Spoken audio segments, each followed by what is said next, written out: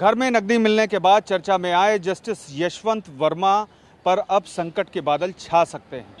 दरअसल सरकार आगामी मानसून सत्र में उनके खिलाफ महाभियोग प्रस्ताव की प्रक्रिया शुरू कर सकती है। और ये प्रक्रिया क्या होगी, इस पर बातचीत करने के लिए हमारे साथ सुप्रीम कोर्ट के एडवोकेट ज्ञानंद सिंह जी साथ में हैं। ज्ञानंद जी, महाभियोग की जो प्रक्रिया होगी वो अब क्या होगी? चूंकि चीफ जस्टिस ऑफ इंडिया ने एक पत्र राष्ट्रपति को भेजा और साथ में जांच रिपोर्ट भेजी, जबकि दूसरा पत्र और जांच रिपोर्ट प्रधानमंत्री को भेजी गई। तो इसमें इनिशिएटिव कौन लेगा, कदम कौन आगे बढ़ाएगा? देखिए, प्रैक्टिकली देखा जाए तो इसमें प्रधानमंत्री जो है, गवर्नमेंट ऑफ इंडिया जो है, उनमें उनकी तरफ से कदम होगी और एक मोशन जो है किसी एक मंत्री के नाम या कोई मेंबर ऑफ लोकसभा या राज्यसभा के नाम होगा, जिसकी कि अगर राज्यसभा में है तो उसको 50 मेंबर्स का सपोर्ट होना है और अगर लोकसभा में है तो 100 मेंबर्स के सपोर्ट होने चाहिए, तब ये मोशन मूव होता है। और ये प्रक्रिया जो अगर लोकसभा में है तो उसको स्पीकर अगर एडमिट करते हैं, तब यहाँ पे एक डिस्क्रिशन दी गई है जजेस इंक्वायरी एक्ट में, जो कि बना था 1968 या समथिंग में, बिकॉज संविधान में प्रक्रिया नहीं दी गई है। संविधान में सिर्फ ये लिखा है अ जज can be removed for proved misbehaviour और इनकैपेसिटी। तो वो जो प्रूव्ड मिसबिहेवियर लिखा हुआ था, तो इसे प्रूव कौन करेगा? तो इसीलिए जजेस इंक्वायरी एक्ट आई और जो भी प्रक्रिया आप देखेंगे वो जजेस इंक्वायरी एक्ट के तहत ही होगी। अगर राज्यसभा के 50 मेंबर ऐसे प्रस्ताव पर साइन कर देते हैं या फिर लोकसभा के 100 मेंबर ऐसे प्रस्ताव पर साइन कर देते हैं, तो जो मौजूदा जांच रिपोर्ट है, क्या उसी के आधार पर पूरी जो चर्चा या बहस होगी वो आगे जाएगी? और या फिर जो सदन का अध्यक्ष होगा वो ये निर्णय ले सकता है कि इस मामले में एक और जांच कराई जाए और उसके बाद इस मामले पर बहस की जाए? देखिए, ये जो जांच कमेटी थी, इन हाउस कमेटी थी, जो सुप्रीम कोर्ट ने एक रिजोल्यूशन के द्वारा बनाया था और इसका कोई कानूनी जामा इसने नहीं पहन रखा था, लेकिन आज के डेट में उसको कानूनी मान्यता है, क्योंकि बाद में उसी रिजोल्यूशन को सुप्रीम कोर्ट ने अपने जजमेंट में संभाल लिया। लेकिन फिर भी जो संवैधानिक प्रक्रिया है उस प्रोसेस का ये जो इंक्वायरी है पार्ट नहीं हो सकता। और संवैधानिक प्रक्रिया में जो आर्टिकल 124 में दिया गया रिमूवल ऑफ अ जज, उसके तहत उसके लिए जो प्रोसेस डिफाइन किया गया जजेस इंक्वायरी एक्ट में, तो इंक्वायरी जजेस इंक्वायरी एक्ट के तहत ही होनी है और तभी ये पूरी प्रक्रिया होगी जो मान्य होगा।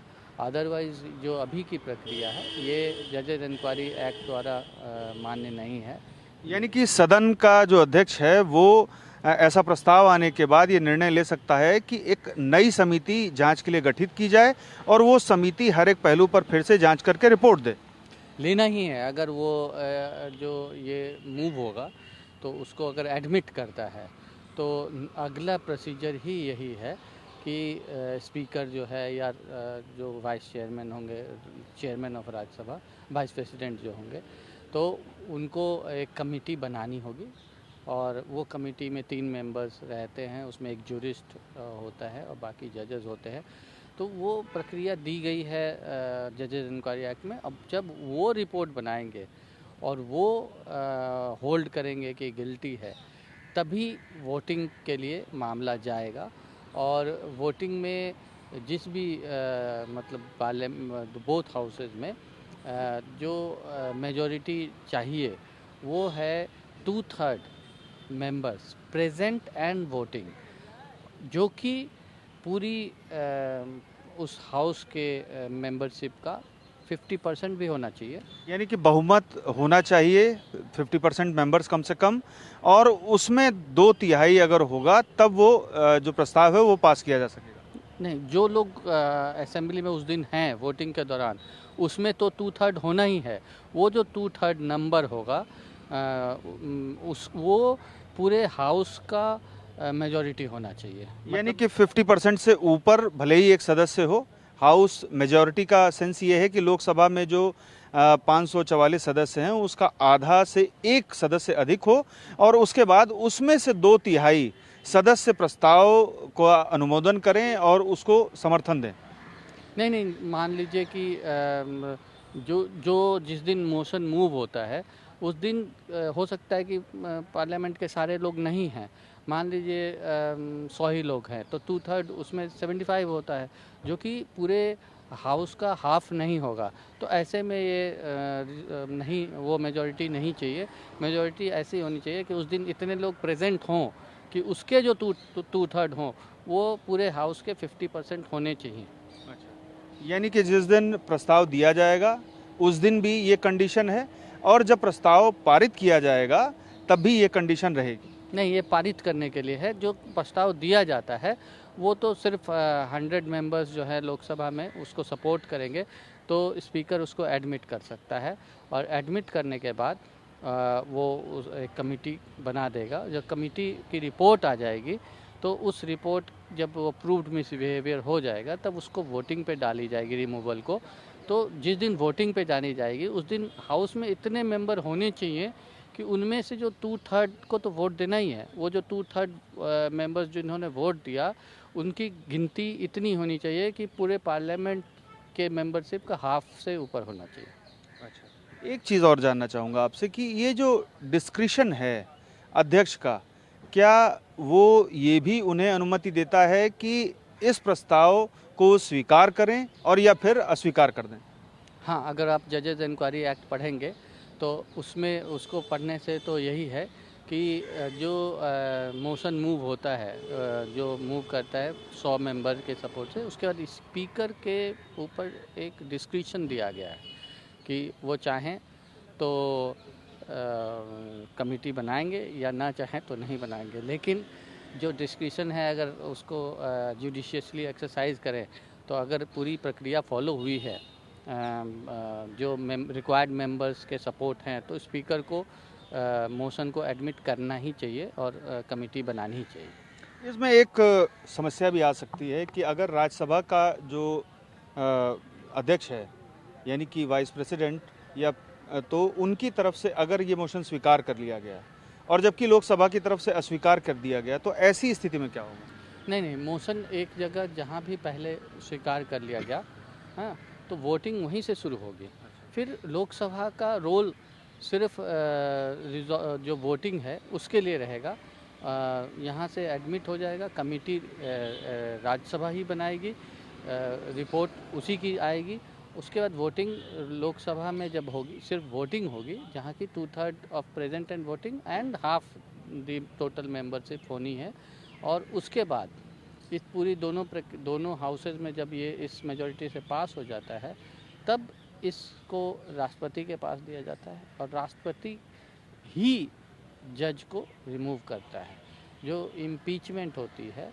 और ये इसको हम रिमूवल ऑफ अ जज कहते हैं टेक्निकल पार्लेंस में, क्योंकि इम्पीचमेंट का मतलब ये होता है कि जिस दिन रिजोल्यूशन पास हुआ उसी दिन वो व्यक्ति अपने पोजीशन से, जैसे प्रेसिडेंट ऑफ इंडिया इम्पीचमेंट होता है उनका लोकसभा राज्यसभा से, जिस दिन पास हो गया, जैसे ही रिजोल्यूशन पास हुआ वोटिंग से, वो राष्ट्रपति अपना पद खो देता है। यहाँ पे जजेस को का जो रिमूविंग अथॉरिटी है वो प्रेसिडेंट ऑफ इंडिया है। ये रिजोल्यूशन उनके पास जाएगा, तब वहाँ से ऑर्डर होगा, तब ये रिमूव होते हैं। यानी कि जब ये प्रस्ताव पास कर दिया जाएगा उसके बाद सदन ये प्रस्ताव राष्ट्रपति के पास भेजेगी और राष्ट्रपति उस पर अपनी अंतिम मोहर लगाएंगे, तब जज पद से हटाया जाएगा। हाँ, ऐसा ही है। इससे पहले जो सौमित्रा सेन थे उनके ऊपर इसी प्रक्रिया के द्वारा उस समय चीफ जस्टिस के.जी. बालाकृष्णन ने रिकमेंड किया था, यही प्रक्रिया फॉलो हुई थी। लेकिन जब वोटिंग के लिए मामला गया तो जब उन्होंने डिफेंड भी किया, जजेस को राइट भी है जब वोटिंग के पहले अपना पक्ष रखने का, सदन के सामने, मतलब पार्लियामेंट में जज अपना पक्ष रख सकता है वोटिंग के पहले। तो उन्होंने पक्ष भी रखा, सब चीज़ किया, जब लेकिन वोटिंग होने नहीं दी, उनको आभास हो गया कि हम वोटिंग हमारे खिलाफ होगी, तो उन्होंने रिज़ाइन कर दिया। यानी कि आज तक जो 5 सिफारिशें हुई हैं इम्पीचमेंट के लिए, उनमें से कभी भी कोई भी इम्पीचमेंट कंप्लीट नहीं हो पाया है, उसका प्रोसेस कंप्लीट नहीं हो पाया। हाँ, रामास्वामी के केस में तो जो अभी जो 2/3 प्रेजेंट एंड वोटिंग की जो बात है वैसी घटना घटी, क्योंकि उसमें कांग्रेस ने अब्सटेन कर दिया था, कांग्रेस पार्टी ने वोटिंग नहीं की थी, और जबकि रामास्वामी के पक्ष में शायद ही कोई था।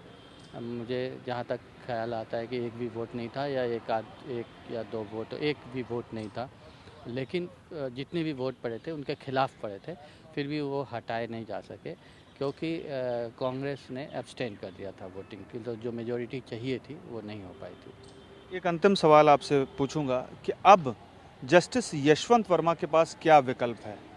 क्या अगर उनके खिलाफ इम्पीचमेंट मोशन आता है, महाभियोग प्रस्ताव आता है, तो ऐसी स्थिति में उनके पास इस्तीफा देने के अलावा और कोई बचाव का रास्ता है? देखिए, यहाँ principles of natural justice follow होगी।